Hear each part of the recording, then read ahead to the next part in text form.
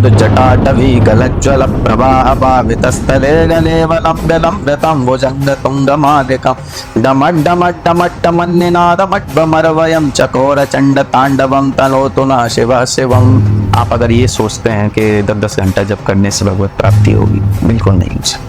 प्रेमानंद जी महाराज एक बात भी कहते हैं, नाम जप। श्रीमद् भगवत गीता जो भगवान के द्वारा बोली गई, श्रीमद् भागवत वो है वो व्यास जी द्वारा रचित। अच्छा, दोनों में फर्क क्या? फर्क अलग है। भारत के जब संत इतने प्रभावशाली हैं तो सोचो उनके दिशा में चलने वाला भारत कैसा होगा। हे लाडली सुध लीजिए हमारी, हे राधा रानी, हे श्यामा प्यारी, कैसे यूं होगी कृपा तुम्हारी, हे राधा रानी, हे श्यामा प्यारी।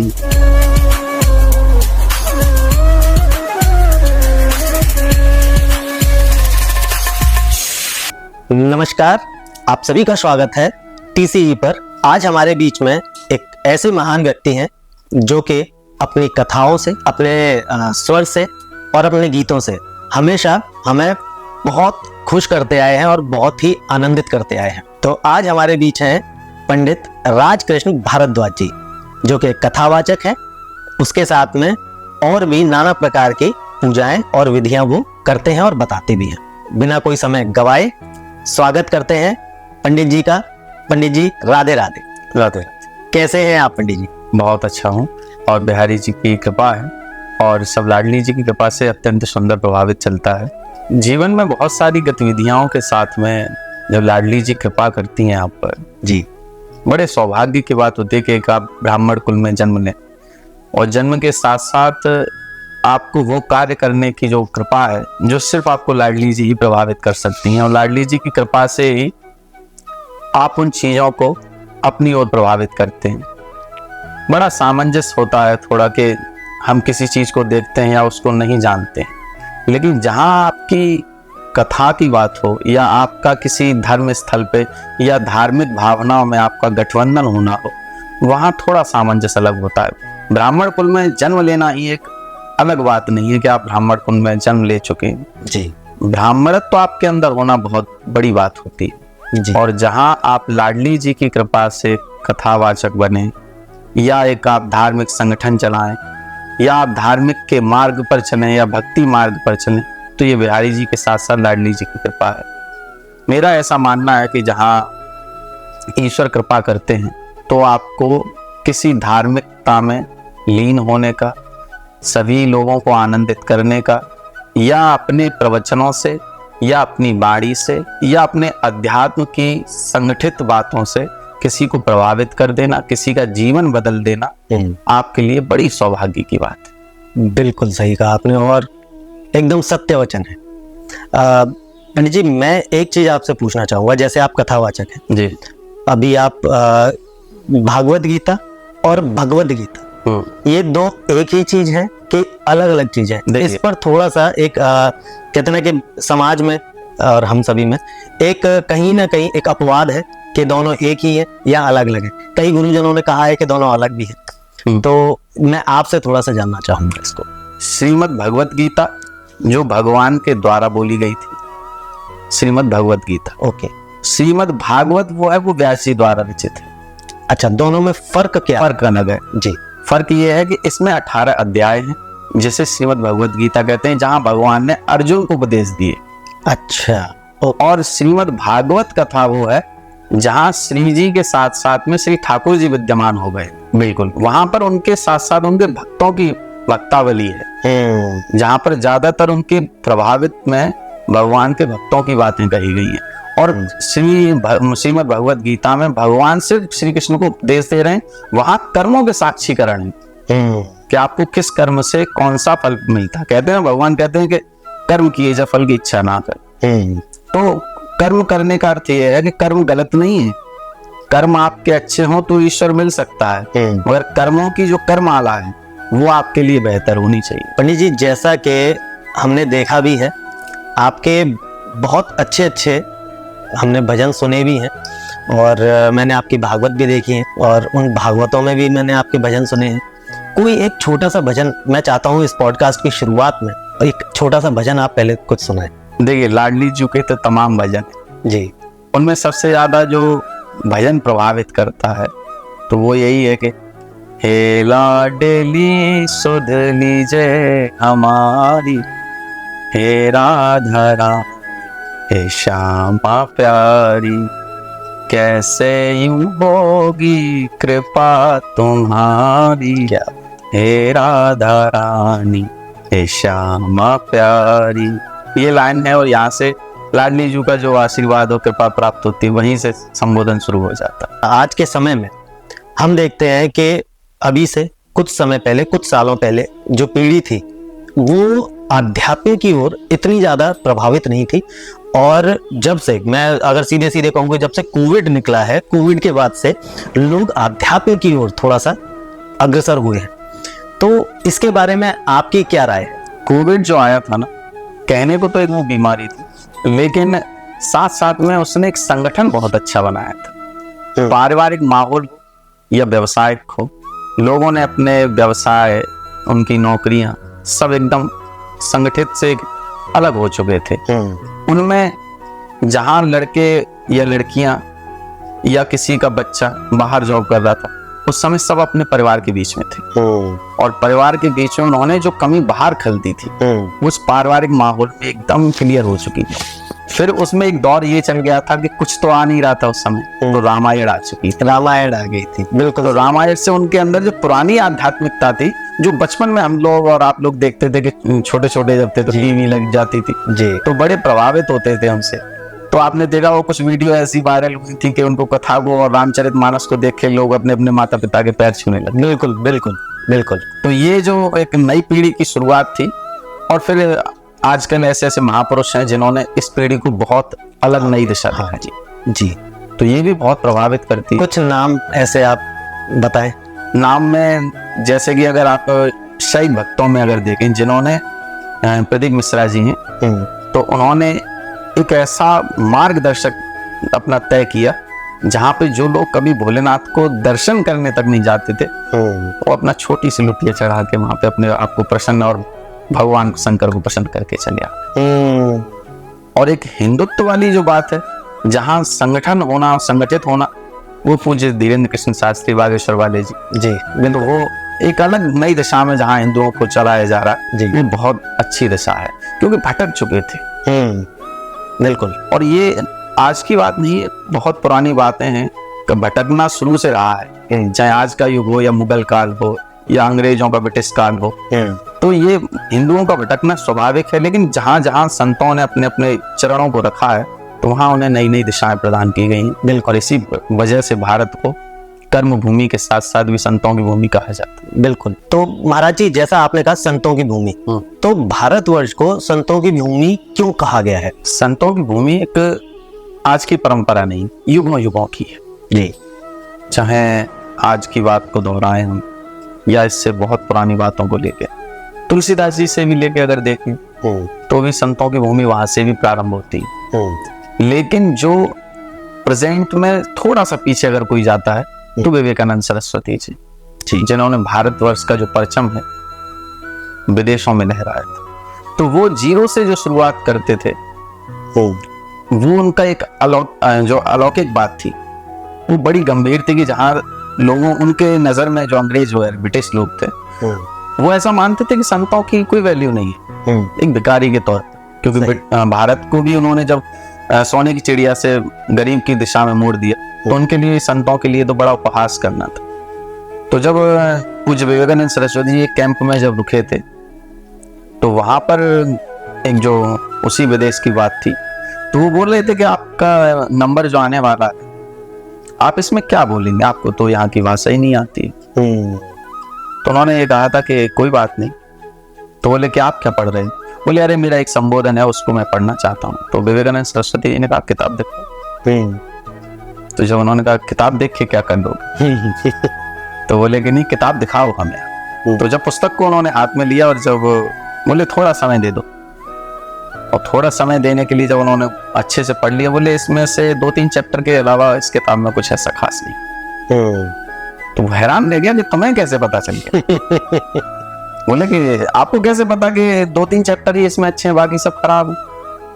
तो बोले कोई बात नहीं है, बाकी देखते हैं। तो जब जीरो से शुरुआत का जब मामला आगे आया तो विवेकानंद सरस्वती जी का एक सीधा सा संवाद था कि जहां पर उन्होंने बोलना शुरू किया था, जीरो पे लोग बोलते ही नहीं थे, क्योंकि उनके लिए तो जो गिनतियां हैं बड़ी वाली इकाई उनके लिए जरूरी है, जीरो का जो मूल था। तो उन्होंने ये साबित कर दिया कि जो आर्यभट्ट थे गणितज्ञ के, तो बोले कि उनकी बात तो छोड़ो, पहले विवेकानंद सरस्वती को झेल लो, आर्यभट्ट की बात बाद में देख लेना। तो जीरो से उन्होंने शुरुआत करके ये परचम लहराया था कि भारत के जब संत इतने प्रभावशाली हैं तो सोचो उनके दिशा में चलने वाला भारत कैसा होगा। कथावाचन जो आपका कार्य है, ये कथा कितनी ज्यादा जरूरी है आज की पीढ़ी के लिए, उनको सुनना कितना जरूरी है, उसको अपने जीवन में लाना कितना जरूरी है आज की नई जनरेशन के लिए। नई जनरेशन के लिए सबसे महत्वपूर्ण, अगर कोई कथा अगर आप किसी को प्रभावित करती है जी, तो मेरा मानना है कि राम जी से ज्यादा कोई प्रभावित नहीं कर सकता। मर्यादा में रहना कैसे है ये तो रघुवर सिखाते हैं, बिल्कुल, और मर्यादा में रखना कैसे ये श्री ठाकुर जी सिखाते हैं। सत्य वचन। क्योंकि कहते हैं ना, प्रातःकाल उठ के रघुनाथ माता पिता गुरु नावै माता, ये रघुवर का है, वो सिखा रहे हैं कि माता पिता ईश्वर के समान। श्री कृष्ण ने कभी पैर नहीं छुए, क्योंकि उनकी तो लीलाएं अब इतनी वो कहाँ, वो इतना फुर्सत ही नहीं देते किसी को। सुबह से उनकी चंचलताएं शुरुआत हो जाती थी, मैया यशोदा का उनके पीछे दौड़ना, उन्हें इस चीज से फुर्सत नहीं थी, गाय चराना, अपने जो उनका जो सर्कल था उनके बीच में मस्ती करना, तो ये उनकी चंचलताएं थी। रघुवर बहुत शांत थे, उनका जो स्वभाव है मर्यादा में रहना वो इतना तीव्र है कि जहां आजकल की जो पीढ़ी है, अच्छा आप अगर देखें कि जो अगर हम मॉडर्न जमाने की बात करें तो आजकल के जमाने में कौन भाई अपने भाई का सम्मान करता है? सही बात है। कौन बाप अपने बेटे को वो शिक्षा प्रदान करता है, या कोई जो बेटा है वो अपने पिता की कौन सी बात मानता है? बिल्कुल, इसका एक बहुत बड़ा प्रभाव है। देखिए सबसे बड़ी बात क्या है कि जो बच्चों को आजकल हम जिस प्रकार से ट्रीट कर रहे हैं, बड़ी गंभीर बात है कि जैसे छोटा बच्चा हुआ उसको हम अपने हिसाब से ट्रीट करने लग जाते हैं, जैसे कि वो हमारा पुत्र ना हो, हमारा मालिक पैदा हुआ हो। नहीं, यहाँ मत बैठना, ये मत खाना, यहाँ मत जाना, ये मत करना, बेटा वहां मत बैठो। ये हमारी जो चीज है ना, हम उसे सेवक नहीं बनाते, हम उसे अपना ही मालिक बना देते हैं। तो जब तुमने मालिक बना दिया तो तुम तो उसके लिए नौकर, तो फिर नौकर से तो नौकर की ही बात की जाएगी। तो जो स्वभाव सेवक वाला हो, बच्चे को सदा कोई बात अगर करनी हो, जैसे कि बच्चा छोटा है आप उसे सेवा कराइए, बेटा पानी लेके आओ, बेटा रोटी लेके आओ, नहीं समझ रहा तो कह दो मम्मी से लेके आओ, बेटा ये लेके आओ। 1-2 वर्ष से लेकर और 10 वर्ष के बालक से निरंतर सेवा कराइए। वो जो सेवा होगी वो आपके साथ साथ उसके लिए इतनी प्रभावशाली होगी कि वो सेवा का भाव समझ जाएगा कि सेवा क्या होती है, और साथ साथ में अपनी संस्कृति और कल्चर को समझ जाएगा। बिल्कुल, आगे जाके आपको अपने बच्चे को शिक्षा देने की जरूरत ही नहीं पड़ेगी। बिल्कुल सही बात है। और मैंने इसका एक उदाहरण भी जीता जागता, आजकल भागवत प्रभु के नाम से एक बाल स्वरूप में, हाँ, वो बहुत फेमस है देखो, और इतनी अच्छे जो उनके कहते हैं कि उनको शायद पूरी गीता कंठस्थ हो रखी है, इतने अच्छे श्लोक भी बोलते हैं। तो मैं खुद इस चीज को देखता हूँ और आश्चर्यचकित नहीं होता हूँ, क्योंकि ये संभव है इसलिए आश्चर्यचकित नहीं होता हूँ, लेकिन खुश बहुत होता हूँ उन माता पिताओं के लिए जिन्होंने अपने बच्चे को इस तरीके की शिक्षा दी, ऐसे मार्ग पर उसको डाला है कि वो आज अगर कहीं पर भी जाता है तो वो अपने आप में एक बहुत बड़ा माध्यम है, एक बहुत बड़ा इंस्पिरेशन है आज के जगत के लिए। मतलब एक छोटा बच्चा अगर बड़ों के सामने इस तरीके के शब्द यूज कर रहा है तो बड़े सोच करके खुद जब ये कर सकता है तो हम भी करें, तो शायद ये भी एक रास्ता बने उनके लिए भी। और ये कि युवा पीढ़ी के लिए बड़ी शोभनीय बात है और थोड़ी सी निंदनीय है। निंदनीय क्यों है कि एक छोटा सा बालक आपको शिक्षा दे। बिल्कुल, उस छोटे से बालक ने श्लोकों को याद करके, गीता को याद करके ये आपको सिखा दिया कि जब इतनी छोटी उम्र पर मैं ये कंट्रोल कर सकता हूँ, ईश्वर के मार्ग को चुन के सारी चीजों को उपलब्ध कर सकता हूँ। उसके पास क्या नहीं है, ऐश्वर्य भी है, बिल्कुल, जान पहचान भी। ठाकुर जी जिस पर बरसते हैं ना, बरस पड़ते हैं। बरस पड़ते हैं। वो देखते नहीं है। एक बिल्व मंगल जी शैव भक्त थे, यानी शिव भक्त। तो वो भगवान भोलेनाथ की सेवा करते थे। जब जाते थे मंदिर में रगड़ रगड़ के भोलेनाथ नहलाते थे। एक बार नजर उनकी बिहारी जी पे पड़ गई, जिस दिन से पड़ी उनको भोलेनाथ छोड़ दिए। अच्छा। भोलेनाथ ही छोड़ दिए उन्होंने। तो उनसे जब पूछा कि आपने तो भोलेनाथ की निरंतर सेवा की थी, बोले मुझे नहीं पता, मगर ये जो जब मेरी नजर इनके सामने पड़ी तो जहां भोलेनाथ इन्हें देखे वो खो जाए तो मेरी औकात क्या। कृष्ण का जो अर्थ है वो सीधा आकर्षण को पैदा करना है। कृष्ण का सीधा शाब्दिक अर्थ है कि जो कृष्ण को एक बार निहार ले, ऐसा हो ही नहीं सकता कि वो बार बार ना निहार। सही बात। सब वो कहते थे कि ये एक भयावह रास्ता है कृष्ण से जुड़ने का, कहीं पे भी चले जाना लेकिन बच नहीं सकते। जहां इसकी नजर तुम पे पड़ी तो ये फिर तुम्हें ऐसा घुमाएगा कि दुनिया में तुम्हें इसके सिवा कोई दूसरा नजर नहीं आए। बिल्कुल बिल्कुल सही बात है। क्योंकि और शायद यही एक कारण भी है कि आजकल माता पिता, आजकल ही क्यों, बहुत पुराने समय से ही माता पिता जब बेटा घर में होता है तो सबसे पहले उसका नाम कन्हैया, कृष्ण या ऐसा ही रखा करते हैं और कोशिश करते हैं इन्हीं नामों पर जाएं। और कहीं ना कहीं बच्चा जैसा नाम होता है वैसे उसके कर्म भी हम करते हैं ना, यथा नाम तथा कर्म। तो अब अगर हम बच्चे को वैसा देखना चाहते हैं लेकिन उसको झेल नहीं सकते, क्योंकि श्री कृष्ण की जो चंचलता थी, जिस लेवल की वो चंचलता किया करते थे और जिस तरह के वो खेल खेला करते थे, आज अगर बच्चा खेले तो माँ नहीं झेल पाएंगी। आपने कहा वो बहुत सुंदर बात कही कि माता पिता को ऐसे नाम रखने चाहिए, मगर आजकल माहौल बहुत बदल गया है। लोग टीवी सीरियल के अकॉर्डिंग नाम रखते हैं।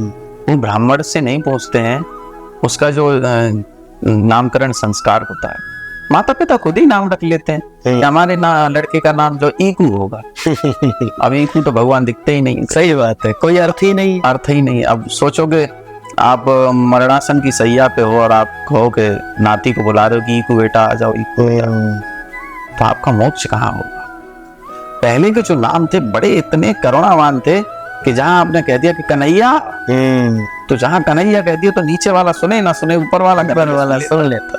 तो जो मरणासन की सैया पे हो और वहां अगर आप कृष्ण कृष्ण या कन्हैया कन्हैया कहो तो नीचे वाले ना सही तो ऊपर वाले सुनते। ये बड़ा प्रभावित प्रसंग था। और सबसे बड़ी बात है कि आजकल का जो समय है, अब अभिषेक नाम रख दो किसी का, अब कुणाल रख दो, कुछ भी नाम रख, टिंकू मिंकू सिंकू रिंकू, चीटू मीटू जो नाम रख देते हैं। जैसे कहते हैं कि देखो नाम तो इसका गोपाल है, प्यार से हम इसको टीटू बुलाते हैं। असली नाम जो था उसका अर्थ ही उसका नाम बदल दिया। तो कहने का तात्पर्य है कि माता पिता को इस बात पे बहुत गंभीर तरीके से सोचना चाहिए जी, कि वो अपने बच्चों के नाम ऐसे रखें जहां उनमें एक अलग संस्कार पैदा हो। मान लीजिए आपने अपने बेटे का नाम राम रख दिया, माना कि चलिए उसमें राम जैसे गुण नहीं आएंगे, मगर ऐसा नहीं हो सकता कि उसमें राम के नाम का प्रभाव थोड़ा ना आया। बिल्कुल आएगा।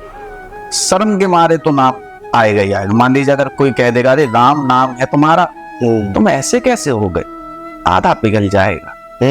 कह देगा यार राम के चरित्र की बात बिगड़नी नहीं चाहिए। बिल्कुल सही। कृष्ण के चरित्र की बात है, बिगड़नी नहीं चाहिए। तो राम और कृष्ण का जो चरित्र है, जैसे कि राम, मैंने आपसे पहले कहा कि राम हमेशा मर्यादा में रहना सिखाते हैं कि रहना कैसे। श्री कृष्ण इससे थोड़े अलग हैं। उन्हें पता है कि राम का युग तो चला गया, अब लोग राम के हिसाब से चलने वाले नहीं है, अब मर्यादा में रखना कैसे। इसलिए भगवान श्री कृष्ण अर्जुन को भी कह रहे हैं जब गीता में कि देखो सामने जो तुम्हारे हैं बेशक अपने हैं, मगर युद्ध का जो सिंहासन है अगर ये तुम्हारे अपने ही होते तो युद्ध करने क्यों आते। कोई अपना नहीं है। सारथी सीधा अपना रथ जो उस तरफ मोड़ दे जहां तेरे अपने भी दिख रहे हो या पराये दिख रहे हो। तेरा सिर्फ एक ही सिद्धांत होना चाहिए कि सामने वाला जो खड़ा है वो सिर्फ शत्रु है। तो जो कृष्ण का स्वभाव मर्यादा में रखने का है, और अगर भगवान कृष्ण ना होते तो शायद पांडवों की जो लीलाएं हैं वो शायद हमें सुनने को ना मिलती। हाँ, सही, उनका चरित्र है वो सुनने को ना मिलता। कह देंगे देखिए जब कुंती पे बात आई थी तो माता कुंती ने भगवान श्री कृष्ण से संवाद करते कहा था, तो श्री कृष्ण बड़े खुश थे उनसे। उन्होंने कहा उनसे कि माता आप मांगो, क्या मांगना चाहती हैं? तो माता कुंती ने कहा था कि वो प्रदान करो जो किसी को ना किया गया। तो श्री कृष्ण भी बहुत चक्के रह गए, ऐसा क्या प्रदान कर, हमने तो सब कुछ सबको प्रदान किया। बोले हमें दुख प्रदान कर। अच्छा। तो बोले कि माता दुनिया सुख की पूजा कर दी है, दुनिया सुख के पीछे भागती है, और आप कह रही हो कि दुख चाहिए। तो बोली देखो लाला ऐसी बात है, तुमने अगर सुख दिया तो हो सकता है तनिक पल भर के लिए तो छोड़ो, मैं जीवन भर के लिए तुम्हें भूल जाऊं। और दुख अगर रहेगा तो पल पल याद आओगे, और पल पल जब याद आओगे तो तुम हमारे ही पास आओगे, और जब तुम हमारे पास आ जाओगे तो दुख की क्या औकात कि वो हमारे पास। क्या बात है, बिल्कुल बिल्कुल। ये श्री कृष्ण का स्वभाव है कि वो जिस पर रीझ जाते हैं तो बरस पड़ते हैं। जैसे अभी आप कह रहे थे कि ठाकुर जी की कृपा से वृंदावन में बाल गोपाल के स्वरूप में है, तो ये एक हमारे लिए बड़ी गंभीर बात है और बहुत अच्छा मार्गदर्शक है युवा पीढ़ी के लिए। और युवा पीढ़ी को उनसे एक छोटे बालक के स्वरूप में तो कहता हूँ कि बाल गोपाल ही है वो आपको सिखाने आए हैं, तो सीख लीजिए। बिल्कुल, क्योंकि हमारे सनातन धर्म की एक परंपरा रही है कि हमारे यहाँ कहते हैं, देखिए संस्कृत में एक श्लोक आता है कि धन वृद्धा बल वृद्धा आयुर्वृद्धा तथैव च ते सर्वे ज्ञान वृद्धा किंकरा शिष्य किंकरा। कहने का अर्थ है कि कोई भी व्यक्ति आपसे धन में बड़ा हो वो बड़ा नहीं हो सकता, आयु में बड़ा हो नहीं बड़ा हो सकता, बल में भी बड़ा हो वो भी बड़ा नहीं हो सकता। अगर वो ज्ञान में बड़ा है, उम्र छोटी है आपसे, तुरंत चरण पकड़ लीजिए। बिल्कुल, क्योंकि जो ज्ञान उसके पास है आपके पास नहीं। उम्र आपके पास हो सकती है, बल आपके पास हो सकता है, धन आपके पास हो सकता है, पर ज्ञान नहीं हो सकता। अगर ज्ञान की बात होती तो आजकल के जो बिजनेसमैन वो भी तो पैसे वाले हैं, सारी चीजें उनके पास, मगर वो ऐसा इंटेलिजेंट सीईओ क्यों ढूंढते हैं? और कम एज का क्योंकि उसमें एक फुर्ती होगी, जोशीला स्वभाव होगा, हर चीज को हैंडल करने की उसमें एक पॉजिटिविटी होगी, तो वो उसको देखते हैं। वरना अगर अंबानी सोचेंगे मुझसे मेरी उम्र का बड़ा होना चाहिए, तो सीईओ साहब तो बेड पे लेटे लेटे काम करे, फील्ड में पहुंच जाए। सही बात है। तो कहने का तात्पर्य, और हमारे सनातन धर्म की बड़ी अच्छी परंपरा है, क्योंकि सूत जी महाराज की उम्र 20 वर्ष की थी। जहां आपने देखा होगा सत्यनारायण की कथा में हो या श्रीमद् भागवत के प्रसंग में हो, वो कहते हैं कि 88,000 ऋषियों ने एक साथ कथा सुनी। तो सौनक आदि 88, और सौनक आदि का मतलब होता है एक सौनक नाम के ऋषि थे। सौनक ऋषि उन ऋषियों के एक जैसे कहते हैं कि कोई व्यक्ति किसी चीज को हैंडल कर रहा है, मान लीजिए एक टीम है, टीम का एक मोटिवेशन स्पीकर होता है, वो उस टीम को संबोधन करता है, या फिर किसी चीज को आगे ले जाने के लिए एक व्यक्ति आगे खड़ा होता है। वहां सौनक ऋषि के अलावा कोई भी सूत जी से प्रश्न नहीं कर रहा था। अच्छा, वो सब शांत बैठे थे। वो क्यों बैठे थे? क्योंकि उन्होंने सबकी सम्मति से मिलकर सौनक जी को बोला था कि क्वेश्चन आप करेंगे, आंसर श्री सूत जी महाराज थे। ओके, तो वो उनके एक तरीके से आप मान लीजिए कि वो उस टीम को हैंडल करने वाले थे। तो जब कोई भी प्रश्न होता था सीधा सौनक जी कहते थे। तो मतलब अगर हम सीधे शब्दों में समझना चाहें तो सौनक ऋषि वो थे जो कहीं पर भी अगर कुछ संवाद चल रहे हैं, वहां पर उनके लिए क्वेश्चंस करने के लिए सौनक ऋषि बैठे थे कि, और यानी कि उनको ज्ञान बहुत था, इसलिए वो क्वेश्चन कर पाते। इतना ज्ञान होने के बाद भी वो सूत जी महाराज के सामने इस तरीके से, क्योंकि उनका कहना सीधा सा था। वो सूत जी जब 88,000 ऋषियों के समक्ष में जब श्री सूत जी महाराज पधारे, तो उन्होंने कहा कि हजारों सूर्यों से भी तेज जो प्रभावित हो जाए, हजारों सूर्यों का तेज भी श्री सूत जी को देखकर अलग हो जाए, वो ऐसे सूत जी महाराज हैं। तो जब सूत जी महाराज मंडल में पधारे थे तो बड़े अपने आप को थोड़ा संकुचित कर रहे थे कि इतने इतने उम्र के लोग हैं, इन लोगों के सामने मेरा क्या ज्ञान होगा।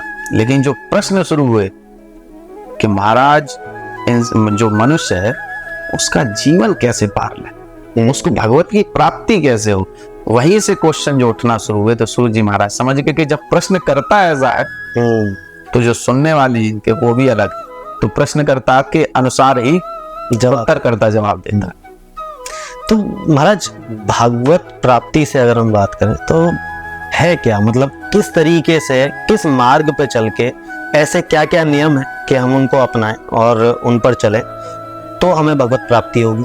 क्योंकि अगर मैं बताऊं, मैं स्वामी हमारे प्रेमानंद महाराज जी, उनके भी मैं प्रवचन सुनता रहता हूँ, तो भगवत प्राप्ति को लेकर के मैं उनसे भी बहुत ज़्यादा प्रेरित हूँ, बहुत चीज़ें सुनता हूँ और कहीं ना कहीं उनकी बताई हुई चीज़ों को मैं फॉलो भी करता हूँ। तो मैं आपसे भी जानना चाहूँगा कि भगवत प्राप्ति का सही मार्ग क्या है और किस तरीके से उस पर चला जाए कि हम भगवत प्राप्ति कर सकते हैं। हालांकि ये आसान नहीं है और कहूँ तो पॉसिबल भी नहीं है हर एक इंसान के लिए कर पाना, लेकिन इतना इम्पॉसिबल भी नहीं है कि कोई कर ना सके। अब अगर ये सोचते हैं कि 10-10 घंटा जब करने से भगवत प्राप्ति होगी, नहीं, बिल्कुल नहीं हो सकती। प्रेमानंद जी महाराज एक बात भी कहते हैं, नाम जप। बिल्कुल। घर में झाड़ू लगा रहे हो, श्री राधा श्री राधा श्री राधा, ठीक है, भोजन पका रहे हो, विट्ठल जी के लिए भोजन बनता, भोजन को प्रसादी का नाम दे दीजिए।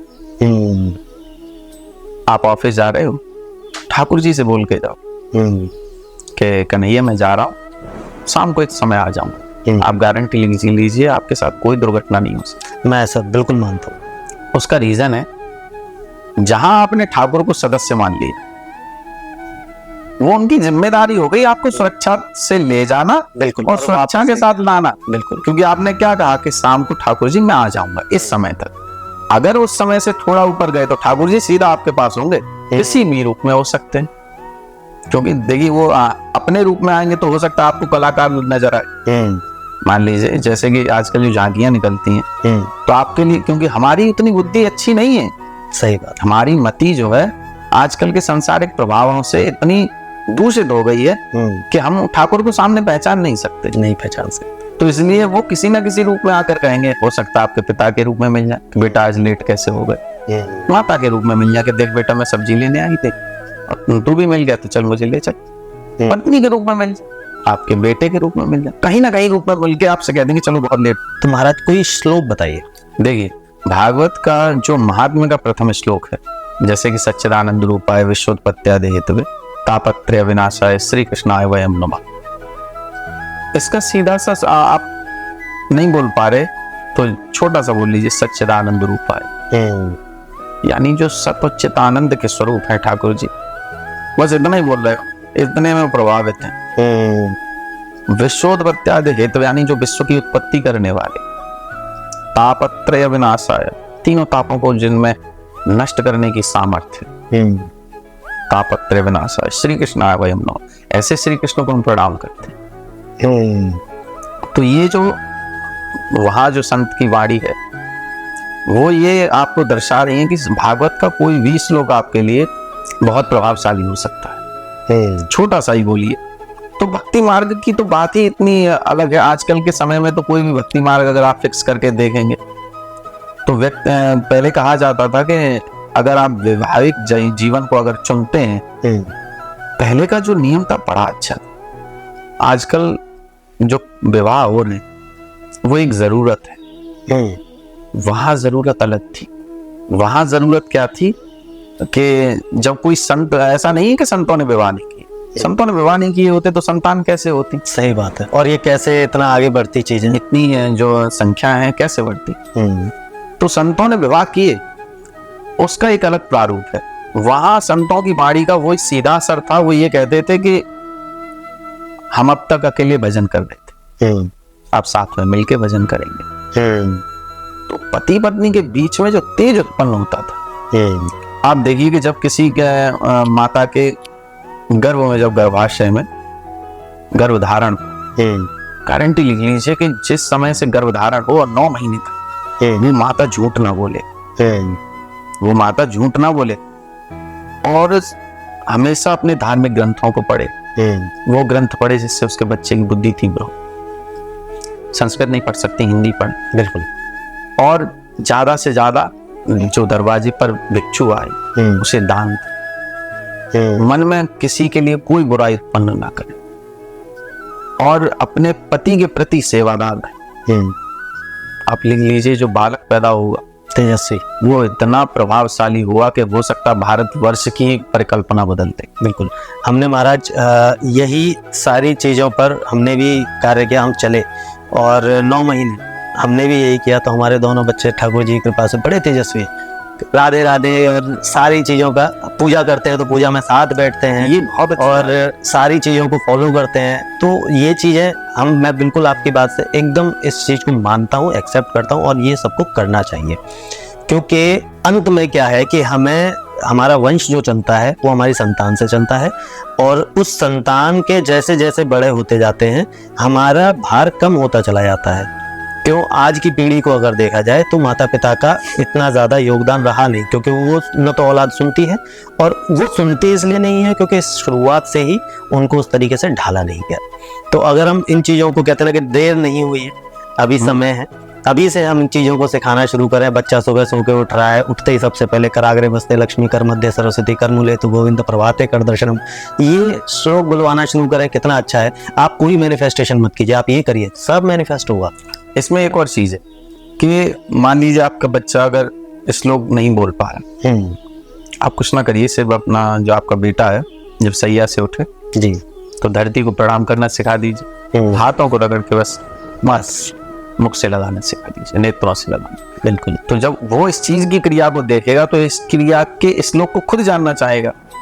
देखिए, जब वेद व्यास जी भागवत की रचना करने के लिए एक अच्छे वाचक को ढूंढ रहे थे, तो कौन होना चाहिए, तो जब उनके मन में ये प्रश्न उठा कि ऐसा कौन हो और ऐसा कौन इस चीज के योग्य है जो भागवत को धारण करे।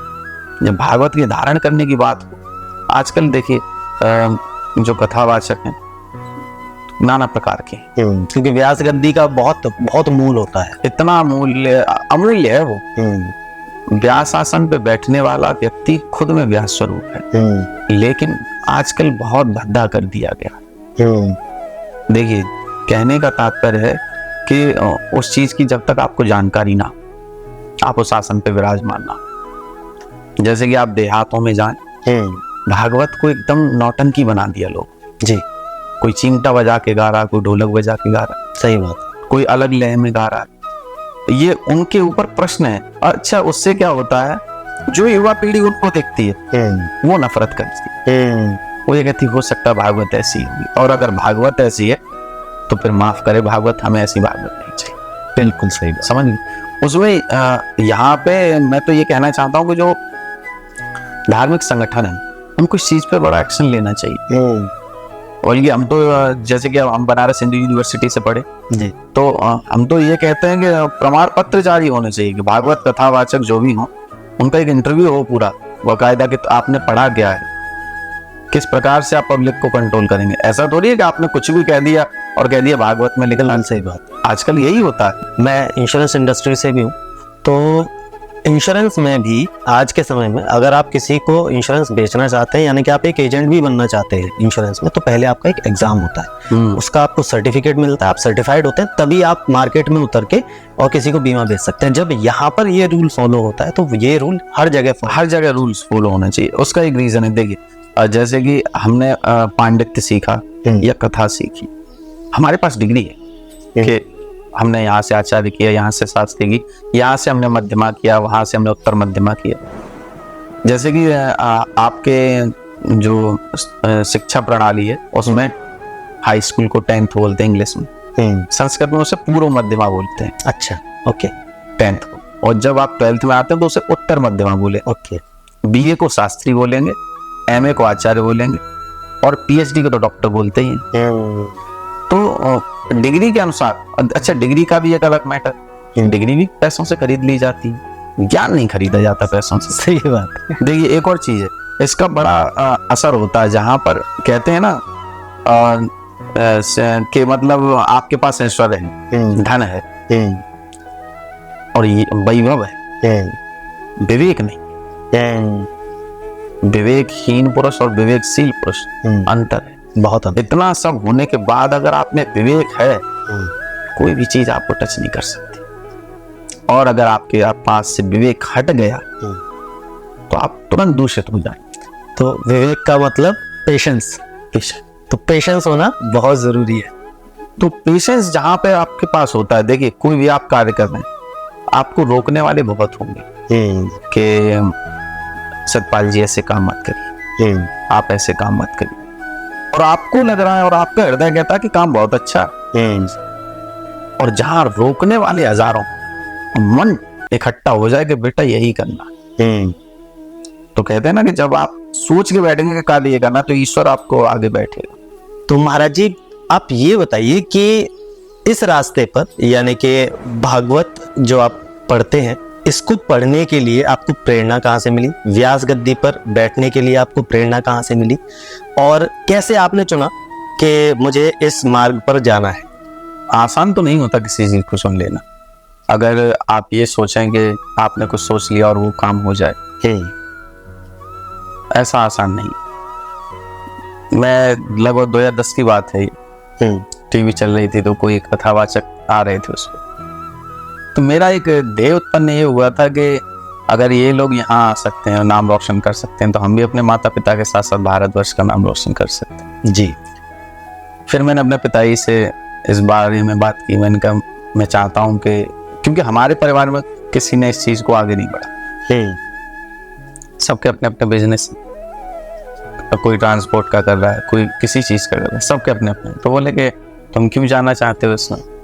हमने कहा कि जब ब्राह्मण कुल में उत्पन्न होने का जो सौभाग्य प्राप्त हुआ है, तो कथावाचक बनने का भी प्राप्त हो जाए तो अच्छी बात है। तो फिर पिताजी ने हमें जो है विद्यालय में संपर्क करवाया। फिर हमने शिक्षा प्रणाली वहां से प्रारंभ की। अगर आप यूं देखें कि अपने मन से कुछ भी पढ़ लेने से आप कथावाचक बन जाए, ऐसा नहीं, संभव नहीं। एक तो प्रोफेशनल में और झोले छाप में बहुत अंतर है। जैसे कि एक कहावत है कि, और प्रचलित एक कहानी भी है, एक बार वैद्य जी के साथ में एक पागल लग गया था। तो वैद्य जी ने कहा कि देखो जैसे जैसे हम बताएं वैसे ही वैसे करना, तुम चेले हो हमारे।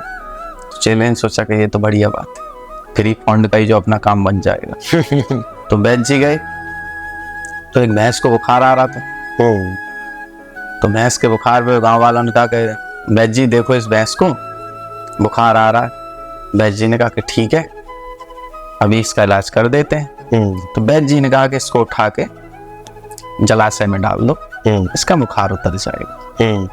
तो जलाशय में डालने के बाद भैंस ठंडी पड़ गई, वो ठीक हो गई। चेले ने सोचा कि अरे ये सारा काम तो जलाशय का, वैद्य जी ने तो कुछ किया ही नहीं। तो चेले ने कहा अच्छा जी, अब हम आपके साथ रहना नहीं चाहते, हमने डिग्री ले ली, हम सीख चुके हैं, अब तो हम ही वैद्य जी। वैद्य जी ने कहा कि देख बेटा सोच ले, अभी तो तूने एक ही भैंस से की, सोच ले। बोले नहीं नहीं, हमने एक पूरी शिक्षा ले ली। बोले ठीक है। तो 2-4 दिन जैसे ही गुजरे, अपना जैसे हुक्का पानी उसका स्टार्ट हुआ। एक जो बुजुर्ग दादी, बहुत भयंकर बुखार चढ़ा। अब उसके जो बच्चे थे, नाती वगैरह, वो सब दौड़ते हुए वैद्य जी कि हाँ, कह रहे वो दादी जी बीमार हो गई है, बहुत तेज उन्हें बुखार। बोले अरे इसका तो चुटकियों में इलाज है, अभी चलते हैं। बोले चलो। तो वो लेके आए उन्हें। तो बोले कि वैद्य जी बताओ क्या करना है? तो बोले कि कुछ नहीं, इनको खाट, इनकी जो खाट है ना खटिया, इसके समय इनको जलाशय में डाल दो। तो उन्होंने कहा कैसे बेवकूफ वैद्य जी ये तो? बोले कि हम जो कह रहे हैं वही सत्य है। बोले उठा के डाल दो। बुखार तेज था, उठा के डाल दी। अब 70-80 साल की बुजुर्ग माता जी वैसे ही कंकाल के स्वरूप में हो गई होंगी। उठा के जब डाली तो कपकपाने लगे। बोले देखो प्रभाव पड़ रहा है, और कर रहा है। बोले बाहर निकालो इन्हें। बोले कि देखना जरा कैसी है। बोले कि अभी तो थोड़ी गर्म है। बोले एक और बार डाल। फिर डाला। बोले कि अब कम हुआ? बोले हाँ हाँ थोड़ा कम हो रहा। बोले एक और बार डाल। ऐसे 3-4 बार डलवा के वो माता जी को मोक्ष प्राप्त हो गया। तो बोले कि अरे आपने तो हमारी दादी जी मारती। बोले नहीं नहीं, वो जल को इतना प्रेम कर गई थी कि उन्होंने ये सोचा कि जल को ही हमेशा के लिए मैं अपना बना लूं, तो हो सकता है इसी जल में आत्मा बन के रह गई। तो उनको गाँव वालों ने पीट पाट के भगा दिया। फिर वो अपने गुरुजी के पास पहुंचे। तो क्या उन्होंने कहा कि देखो गुरुजी, मैंने तो आपकी शिक्षा के अनुसार कार्य किया था, मगर मिला नहीं। तो बोले देखो बेटा, भैंस में और मनुष्य में अंतर होता है। भैंस की गर्मी और मनुष्य की गर्मी अंतर है। उनको जल की जरूरत थी तो इस वजह से उन्हें जल प्रदान किया गया।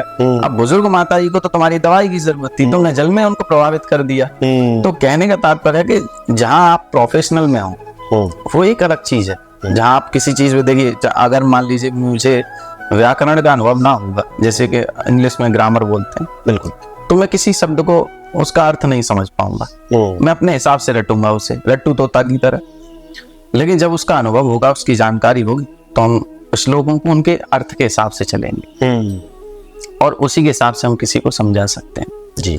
और जब बात शिक्षा की आएगी, मान लीजिए आपने इंग्लिश मीडियम से स्टडी करने के बाद या इंजीनियरिंग करने के बाद अगर आपने उसको फिर से अपनाया है, या मान लीजिए आपने फिर जो अगर आप अपनाते हैं या कथावाचन करते हैं या किसी चीज का करते हैं, वो एक आपका बिजनेस टेंडर है। आपने ये सोचा कि लोग पैसा कमा रहे हैं, इससे तो मैं पैसा कमा रहा हूं। आपकी भक्ति भावना नहीं है इसमें, आध्यात्मिकता नहीं है, क्योंकि आध्यात्मिकता होगी तो आप शुरू से पहुंचेंगे वहां। बिल्कुल, वरना आप इंजीनियर थे अच्छे खासे, बिल्कुल, आप किसी अच्छी पोस्ट पे थे, फिर आपको ये इधर अध्यात्म की तरफ कैसे बढ़ गए? आध्यात्मिक तरफ बढ़ भी गए तो कथावाचक कैसे बन गए? तो वो एक आपका ध्येय स्टैंडर्ड जो आपका बिजनेस की तरफ, कि हो सकता है कि लोग इतना पैसा कमा रहे हैं तो हम भी कमा रहे हैं। लेकिन जब अध्यात्म की बात है तो छोटे से स्टार्टिंग होती है। देखिए, कहना आसान नहीं होता कि लोग कह देते हैं कि 4 मंत्र बोल के पंडित जी इतना सारा ले गए। आपको जान के हैरानी होगी कि जो गुरुकुल होते हैं उनमें बच्चों का जीवन छीन लिया जाता है। अच्छा, आपको वहां पे ना तो क्रिकेट खेलने को मिल रही है, फुटबॉल आपको खेलने को नहीं मिल रही, मूवीज आपको देखने को नहीं मिल रही। वहां जो मिलता है ना, वो मिलता है जो जीवन में हर जगह नहीं मिलता। ज्ञान। वो ज्ञान कैसा है कि जैसे मान लीजिए आपको जो बेसिकली स्टूडेंट्स हैं, अपने 6 बजे का अगर स्कूल है तो वो 5:30 बजे जगेंगे।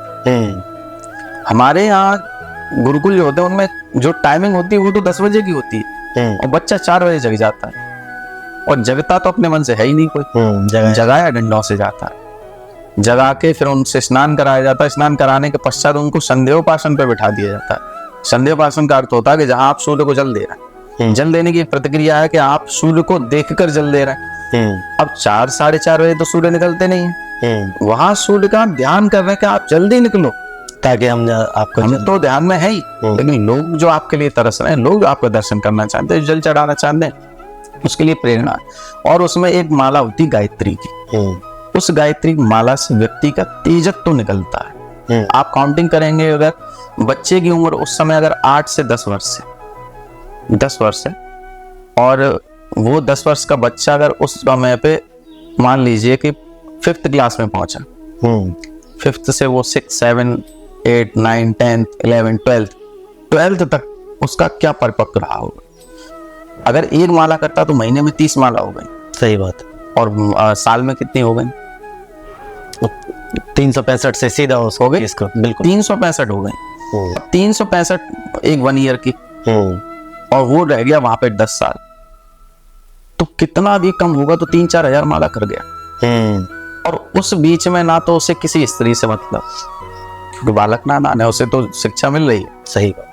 वो जो उसके अंदर तेज है, उसकी बुद्धि का विकास इतना तीव्र होगा कि माता पिता आए ना तो उसको लगता है कि भगवान पधारे हैं, लेट जाता है उनके चरणों में, क्योंकि महीनों बाद दर्शन हो रहा है। माता पिता की वैल्यू समझता है कि 1 महीने बाद आए हमसे मिलने के लिए। तो वो जो उसका जीवन है वो एक ऐसा संगठित होता है कि जब वो बच्चा 10 साल से 11 साल उस बीच में रहा, और 21 साल होने के बाद जब वो निकलता है, आपने कभी देखा है कि गुरुकुल में हंगामा हुआ? नहीं। गुरुकुल में कभी छेड़छाड़ के आरोप नहीं लगे होंगे, क्योंकि उसमें अगर छेड़छाड़ के आरोप लग गए तो शिक्षा प्रणाली बर्बाद। और इतना होने के बाद भी लोग कह देते हैं कि ब्राह्मण कुछ नहीं करते। तो ये जो बात है कि वो मन को तोड़ने वाली है। जहां अगर ये सोचते हैं कि कोई ब्राह्मण आया और उसने 4 मंत्र बोले, देखिए अगर आप आचार्य को आचार्य मानते हैं तो आपका कल्याण है।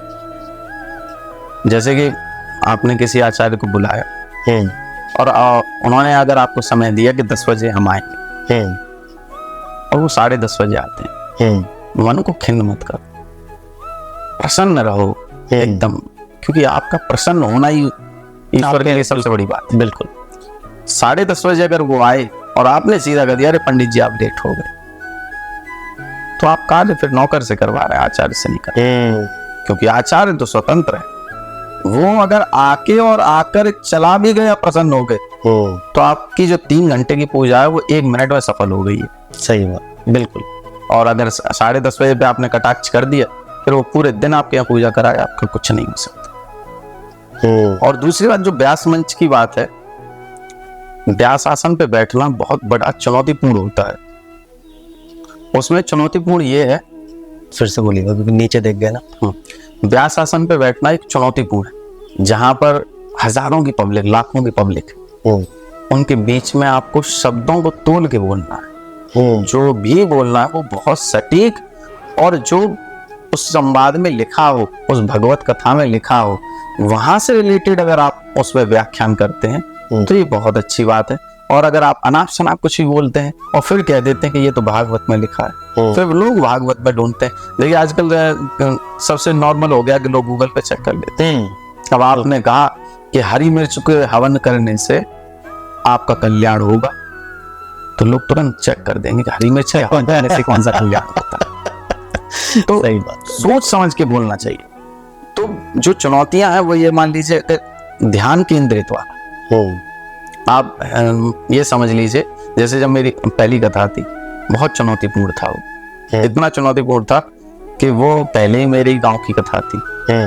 अपने लोगों के सामने बोलना एक बहुत बड़ी बात होती है। बिल्कुल सही। जिनके सामने आप छोटे छोटे रूप में घूमे हो, जिनके सामने आप कच्चे बनियान में घूमे हो, जिनके सामने आपने मतलब कुछ उल्टा सीधा भी किया हो, आज उनके ही सामने व्यास आसन पर बैठना, बिल्कुल, ये बहुत बड़ी बात होती है। फिर ये उन लोगों को प्रसन्न कर लेना, और ये अपने आप में एक बहुत गर्व वाली बात भी है। तो अपने आप में उनके सामने प्रकट करके फिर उनको प्रसन्न कर लेना उस चीज से, ये एक बहुत बड़ी भगवत की प्राप्ति है। तो जब वहां पर हमने बोलने का प्रारंभ किया, तो बड़ा, हम जब वहां एक निकट में भोलेनाथ का मंदिर था, तो हमने कहा महाराज, भले हमने कितना भी सीखा है या गुरुजनों की चरण रज से जो कुछ प्राप्त किया है वो एक तरफ है, मगर आपका आशीर्वाद एक तरफ। जब तक आप नहीं समझोगे, जब तक आप नहीं सुनोगे, तब तक ये सुनने वाले नहीं। आप विश्वास मानिए कि 7 दिन कैसे निकले थे पता ही नहीं चला था, धराधर बोलते चले गए। क्या बात, सब ठाकुर जी की कृपा से। नहीं, बिल्कुल बिल्कुल, और ठाकुर जी की कृपा तो बिल्कुल ही अलग है। और ये सावन के सोमवार चल रहे हैं, तो मैं इसमें एक और चीज बताना चाहता हूँ, जैसे कि अभिषेक करते हैं। अब नॉर्मली जल चढ़ाते हैं, मान लिया अभिषेक एक अलग प्रारब्ध है, उसका एक अलग नियम है। ये आप ना ये भी बताइए और अभिषेक के नियम भी बताइए। हाँ, तो उसमें जैसे कि अगर आप जल चढ़ाते हैं, सोमवार चल रहे, सावन का महीना है, तो जब आप जल चढ़ाएं तो नॉर्मली हम अपने कष्टों के लिए कहते हैं कि ओम नमः शिवाय, ओम नमः शिवाय। अगर जब आप भगवान शंकर को प्रसन्न करने के लिए पहुंचे, तो अगर भगवान शंकर के भी अगर आपको रोंगटे खड़े करने, तो श्री राधा श्री राधा श्री राधा, क्योंकि श्री जी लाडली है उनकी। अरे बिल्कुल सही बात भाई, भगवान भोलेनाथ किसका ध्यान करते हैं? श्री ठाकुर जी का। और श्री ठाकुर जी की भी प्रिय कौन है? श्री लाडली जी। बिल्कुल। तो जब बीच वाले को छोड़ के लाडली जी का ध्यान कर दिया, तो लाडली जी भी प्रसन्न, बिहारी जी भी प्रसन्न, महा भोलेनाथ भी प्रसन्न। और जब ये तीनों प्रसन्न, तो आपके तो प्रसन्न होने में कोई संकुचित नहीं। तो ये जरूर सावन के सोमवार में करना चाहिए, या जब कभी भी जल चढ़ाए। अभिषेक का एक अलग अर्थ है। अभिषेक में जहाँ जैसे कि एक तरीके से बजरंग बाण का पाठ होता है, वहां आप अपने चारों तरफ से जब हार जाते हैं तो बजरंग बाण का पाठ कराया जाता है। अभिषेक में अलग अलग प्रारब्ध हैं, जैसे कि दूध से किसी चीज का अभिषेक करना, ठीक है, जैसे कि गंगा जल से अगर आप अभिषेक करते हैं तो उससे आपके स्वास्थ्य में वृद्धि उत्पन्न होगी। ओके, ठीक है। दूध से करते हैं तो पुत्र प्राप्ति होगी। ओके, ठीक है। और जो इत्र से करते हैं सौभाग्य की प्राप्ति होगी। हर तरह का वहाँ एक नियम प्रसारित है कि उसके हिसाब से आपकी जो मनोकामना है, आप उनके अनुसार उस अभिषेक को पसंद कर सकते हैं। इस पदार्थ से हम करेंगे। उसमें भी एक नियम है कि अभिषेक भगवान भोलेनाथ का गवय संगी से किया जाता है। गवय संगी का अर्थ होता है जो संगी अभिषेक में यूज की जाती है, ऐसे पकड़ के, उस पर गौमुख बना होता है। ओके, तो वो गौमुख से, मुख जो गौ का होता है, उससे दूध निकलता है, उसी से दूध या जो भी पदार्थ है वो निकलता है। ओके। अच्छा, भगवान नारायण का होता है तो वो शंख से होता है। ठीक है। तो अलग अलग देवताओं के अलग अलग नियम है। तो इस प्रकार से अभिषेक जो भी अगर हम करते हैं जिस प्रणाली के लिए, जिस मनोकामना के लिए, वो अगर अभिषेक सच्चे मन से किया जाए तो भोलेनाथ जरूर प्रसन्न होते हैं। और देखिए सबसे बड़ी बात है कि हमें हमारे धर्म ने इतना कुछ दिया है मगर उसे हम जानने की कोशिश नहीं करते। जैसे किसी के पुत्र ना हो, हरिवंश पुराण पढ़ो। अच्छा, ठीक है, ओके। गोपाल सहस्त्र नाम का आप पाठ करो। अगर आपको तेजस्वान और गोपाल जी जैसा अगर पुत्र चाहिए तो आप सीधा सा गोपाल सहस्त्र नाम का पाठ कर लिए। इसके मतलब इतने मैंने प्रमाण लिए हैं अपने सामने कई यजमानों से जिनके पुत्र तो छोड़ो, पुत्री भी नहीं थी, डॉक्टरों से परेशान हो चुके थे। तो उन्होंने परेशान होने के बावजूद, क्योंकि वही बात है कि जब चारों तरफ से हताश व्यक्ति से मंदिर को दरवाजा खटखटाता है, तो जब वो पास आए हमसे मिले तो वो बोले कि हमें क्या करना चाहिए। हमें कहा गोपाल सहस्त्रनाम का आप पाठ करो, मन से करोगे तो ठाकुर जी तुम्हारी सुनेंगे। मुझे कोई एक ऐसा भी आप मंत्र बताएं या विधि बताएं, कोई एक ऐसी विधि बताएं जिसमें कि करियर को लेकर के लोग आजकल बहुत परेशान हैं, उसके लिए कोई आप ऐसी विधि बताएं कि कैसे लोग करियर में, क्योंकि एक बहुत इंपॉर्टेंट पार्ट होता है लाइफ का, उसमें कैसे आगे जाएं और क्या उसके लिए कोई विधि है? छोटा सा आप कुछ ऐसा बताएं। देखिए, सफलता के जो रास्ते हैं वो हमारे मन से निकलते हैं जी। एक हमारा ध्यान केंद्रित हो जाना किसी चीज के लिए, मान लीजिए दर दर ना भटकना और एक चीज को पकड़ना। कह देना एक ही साधे सब सदे, एक चीज पकड़ लीजिए। अगर आपको आईएएस बनना है तो सिर्फ आईएएस पे ध्यान दीजिए, सारी चीजें हटा दीजिए। कि आप ये सोचते हैं, आपने अगर ऑप्शन रख दिए कि चलो आईएएस के लिए ना होता रेलवे का कर देंगे, रेलवे का ना होगा तो नगर निगम में आ जाएंगे, ये आपको मन भटक रहा है। लेकिन अगर आपने ये डिसाइड कर लिया कि आपको आईएएस ही बनना, यूपीएससी ही क्लियर करना है, फिर कोई नहीं रोक सकता। हाँ, वो एक अलग बात है। देखिए, उसमें भी एक चीज है, जैसे 100% में से 60% आपकी मेहनत होती है, 40% फिर भी भाग्य होता है। 60% अगर आपने मेहनत रेगुलर की और भाग्य में नहीं, तो फिर आप सफलता नहीं प्राप्त करेंगे। लेकिन हताश नहीं होना चाहिए, क्योंकि 60% की मेहनत है, वो आईएएस बने ना बने, लेकिन कहीं ना कहीं आपको ऐसी जॉब मिलेगी क्योंकि आप बहुत कुछ सीख चुके हैं। महाराज जी, जैसा कि अभी सावन चल रहा है और सावन में महादेव की पूजा होती है, तो महादेव के भक्तों की बात होती है। तो महादेव के भक्तों में जो सबसे बड़े भक्त, हमेशा सबसे बड़े भक्त कहलाए हैं, वो है रावण। बिल्कुल, जिनको लोग नेगेटिव फेज को ही जानते हैं, लेकिन उनके पॉजिटिव फेज हैं। जैसे कि उन्होंने महादेव के बहुत सारे स्तोत्रम लिखे और बहुत सारे ऐसे मंत्र लिखे। तो उनमें एक मंत्र ऐसा है जिसको मैंने आपके मुख से सुना है। एक बार दोबारा मैं उस मंत्र को सुनना चाहूँ और मैं चाहूंगा कि हमारी पूरी ऑडियंस उसको सुने। जहां पर भगवान शंकर को प्रसन्न करने का सबसे सीधा सा अर्थ है, तो एक श्लोक आता है, यस्याग्रे द्राट द्राट दुद दुद ममलम टम टम टम टम टम तैलम तैलम तो तैलम खुक खुक खुक खुक खम खम खम सकं खम डंसम दुहि दुहि चकितम धूपकम भूयपालम ध्यायस्ते विप्रगाये सावसते सवतः पातो नो चंद्रचूड़।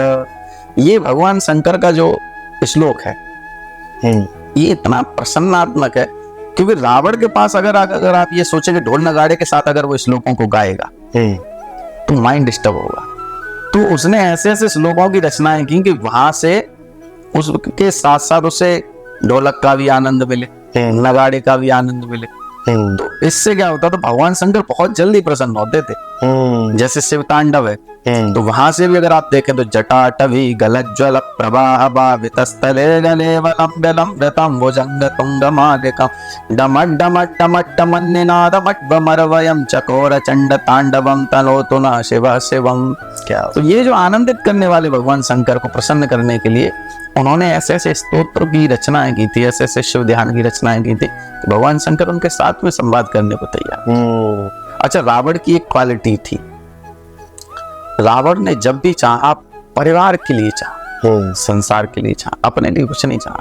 रावण को पता था कि सामने रघुवर है और रघुवर के स्वरूप में नारायण, लेकिन फिल्म भी पीछे नहीं हट रहा। सम्मान की बात थी, वो जानता था कि भगवान खड़े हैं सामने, लेकिन पीछे नहीं हटना चाहिए, क्योंकि सम्मान है। एक बहुत मतलब प्रेरणादायक कहानी है जो रामायण से रिलेटेड है, कि जब रामेश्वरम का जब निर्माण किया गया भगवान राम ने जब शिवलिंग स्थापना की, तो कहते हैं कि बिना पत्नी के कोई भी पूजा सफल नहीं होती।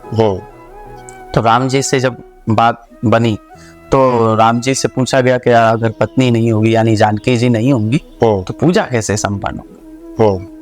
तो भगवान ने कहा कि जानकी जी तो रावण के पास है, फिर कैसे पूजा संपन्न होगी। तो जामवंत ने कहा कि मैं जाके रावण से संवाद करता। तो जामवंत जी रावण की सभा में पहुंचे, और रावण की सभा में जब पहुंचे तो रावण एकदम खड़ा हो गया। जामवंत जी को देख के गदगद हो गया, बोले कि जामवंत जी आप पधारे यहाँ पर, अरे मुझे ही बता दिया होता मैं खुद आ जाता, क्योंकि बहुत सम्मान करता था। तो उन्होंने कहा कि नहीं नहीं, यजमान के कार्य के लिए यजमान को ही आना पड़ता, आचार्य यजमान के पास नहीं जाता कि बताइए कोई कार्य कराना है कि नहीं। बोले कि मतलब, बोले कि बड़ी विडंबना है, इस समय मैं एक राजा से नहीं एक आचार्य के पास आया, तो मुझे आचार्य से मिलना है। रावण समझ गया, रावण ने तुरंत सिंहासन छोड़ दिया और अपने कक्ष में आ गया, जहाँ पे जामवंत जी को बिठाया। तो रावण ने पूछा कि बताइए क्या काम है। तो उन्होंने कहा कि ऐसे ऐसे हमारे जो प्रभु श्री राम है वो रामेश्वरम की स्थापना करना है। तो शत्रु का ही तो नाम है, लेकिन उस समय रावण के मुख पर जरा सा भी भय नहीं। वो कह रहे हैं अच्छा, बोले उसमें एक योग्य आचार्य की जरूरत है। बोले कि ठीक है, तो आपको बताइए किस आचार्य से आपके पूजा संपन्न कराई जाए। बोले कि आपसे अच्छा योग्य आचार्य कहाँ मिलेगा। तो रावण ने कहा कि ये तो आपने मुझे बहुत बड़ी उपाधि दी थी। बोले नहीं, पूजा आपसे ही संपन्न। बोले ठीक है। अब रावण ने यहाँ पर एक प्रश्न कर दिया, वो इतना मतलब प्रश्न क्या था आप सुने तो एकदम गदगद हो जाओ। उन्होंने सीधा कहा कि बिना पत्नी की पूजा कैसे सफल होगी। अच्छा, रावण ने कहा। तो जामवंत जी ने कहा कि ऐसे ऐसे लंका नरेश हैं, उनके पास सीधे नहीं, इस ऐसे ऐसे लंका नरेश हैं, और उनके पास उनकी जो है जानकी जी उनके उसमें है। तो उन्होंने कहा कि अच्छा ठीक है, मैं लंका नरेश से बात करूंगा और लंका नरेश से राम जी की पत्नी को लेकर अपने साथ आऊंगा, आपकी पूजा संपन्न कराऊंगा। जितनी देर की पूजा होगी उसमें जानकी जी साथ में होंगी, और उसके बाद में लंकेश के पास उन्हें छोड़ दूंगा। अच्छा, ये कथा हमें नहीं पता थी आज तक। तो ये एक बड़ी विचित्र बात थी। तो जामवंत जी ने कहा कि ये तो बहुत अच्छी बात है। अब वहां सब तैयारी हो चुकी थी। सब तैयारी जब हो गई, पूजा का माहौल पूरा रेडी था। लक्ष्मण तो बुद्धि के तेज थे। लक्ष्मण बोले कि भैया मुझे भरोसा नहीं है रावण पे। तो रघुवर ने कहा कि तुम शांत रहो, रावण नहीं यार, आचार्य लंकेश आएंगे यार। उन्होंने कहा कि ठीक है, आचार्य तो बुलाया। तो वो अपने पुष्पक विमान में जानकी जी को लेके आए, और जानकी जी से भी कह दिया कि यजमान के यहाँ जा रही है, पूजा संपन्न करा के तुरंत रथ में विराजमान हो जाना, क्योंकि जो रथ में लेके आएगा वो रावण होगा, और यहाँ से जो लेके जा रहा है वो लंके वो आचार्य है। उन्होंने कहा माता विराजमान हो। वो लेके पहुंचे। अच्छा, वहां पे राम जी का सबसे बड़ा देखिए कि अगर कोई और व्यक्ति होता तो अपनी पत्नी को देख के तुरंत प्रहार कर देता। राम जी शांत बिल्कुल। बोले क्या चलिए अच्छा पूजा संपन्न कर रही। पूजा बहुत अच्छे से संपन्न हुई, रामेश्वरम की स्थापना हुई। राम के जो ईश्वर यानी रामेश्वर, और राम है जिनके ईश्वर वो रामेश्वर, यानी भगवान भोलेनाथ के जो ईश्वर वो रामेश्वर, और राम के जो ईश्वर यानी भोलेनाथ वो रामेश्वर। तो जब पूजा संपन्न हुई तब आया एक जो सबसे मुख्य है, दक्षिणा। तो उन्होंने कहा कि आचार्य जी आप दक्षिणा बताइए। तो रावण यही बुद्धि खेल गया। बोले कि ठीक है, दक्षिणा देना चाहते हैं। बोले हाँ। बोले संकल्प करिए। तो दक्षिणा वाला जब महत्व आया तो यजमान का दायित्व है कि आचार्य से पूछेंगे आपकी दक्षिणा क्या है, या आपको दक्षिणा में क्या चाहिए। तो राम जी ने पूछा कि बताइए आचार्य जी आपको दक्षिणा में क्या चाहिए। तो उन्होंने कहा जानकी जी। अच्छा, अब राम जी मना भी तो नहीं कर सकते, वो जाएंगी अब वापस, क्योंकि वैसे तो कोई सवाल ही नहीं उठता था कि जानकी जी आने के बाद चली जाए, लेकिन दक्षिणा में मांग लिया तो मना नहीं कर सकते। तो रावण ने सब प्रेम उन्हें बिठाया फिर रथ में, फिर वहां छोड़ दिया। क्या तो रावण का जो स्वभाव था वो ऐसा था कि उसे दोनों रूपों की अच्छे से परिभाषित मालूम था। राम जी का भी काम नहीं बिगड़ा, लंकेश का भी सम्मान वही रह गया, तो रावण की बड़ी अलौकिकता है। और देखिए मैं ये कहता हूँ कि जितना लोग राम को जानते हैं उससे दुगना रावण को जानते हैं। अगर रावण ना होते तो राम को कोई नहीं जानता। देखिए एक सीधा सा अर्थ है सफलता की जो बात होती है कि राम बन गए तो राम बन गए। अगर जब राम गए थे तो राम बन कर गए थे, जब लौटे तो श्री राम बन गए। इसका सीधा सा अर्थ है कि जो 14 साल उन्होंने वन में बिताए वो उनकी मेहनत उनकी सफलता का इतना तेज था कि जब गए थे तो राम बनकर और लौटे थे तो श्री राम बनकर। अगर राम बन न जाते तो राम बन भी न पाते। जय श्री राम। क्या बात है, बिल्कुल सही बात है। और ये वाकई में है, अगर आप मेहनत करते हैं तो आप रसफलता आपके पीछे है, वो आपके साथ ही है, वो आपके साथ चलेगी और आपको सफलता एक दिन जरूर प्राप्त होगी। बस आप मेहनत करते रहो। महाराज जी बहुत अच्छा लगा आपके साथ में जी। और मैं आशा करता हूँ ये हमारा आखिरी पॉडकास्ट नहीं है, पहला है और इसके बाद में और भी पॉडकास्ट होने। आपसे भी बहुत कुछ चाहिए, बहुत कुछ हम चाहते हैं कि श्रोताओं को और दर्शक हैं इनको बहुत कुछ सीखने को मिले, क्योंकि अभी आपके पास बहुत भंडार है, इतना मैं समझ पा रहा हूँ। तो चलते चलते एक अच्छा सा भजन या कुछ भी एक छोटा सा आप 2 पंक्तियां जरा सुना दें तो राधे राधे करें। तेरी दया से राधे सब काम चल रहा है, मैं तो भी चल रहा हूँ, तेरा नाम चल रहा। तो ये लाडली जी की बड़ी कृपा है कि आपसे भी हमें मिला दिया जी। बिल्कुल। और मैं आपको बहुत बहुत धन्यवाद देना चाहता हूँ कि आपके जरिए मैं इतने श्रोताओं से जुड़ रहा हूँ।